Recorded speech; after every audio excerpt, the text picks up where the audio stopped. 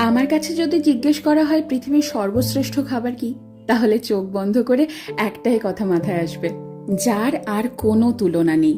আমরা মধ্যমগ্রাম বাজার গিয়ে একেবারে বর্ষার ইলিশ কিনে এনেছি।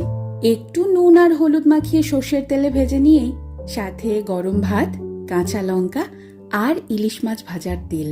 সত্যি কথা বলো, বাঙালির কি আর কিছু লাগে?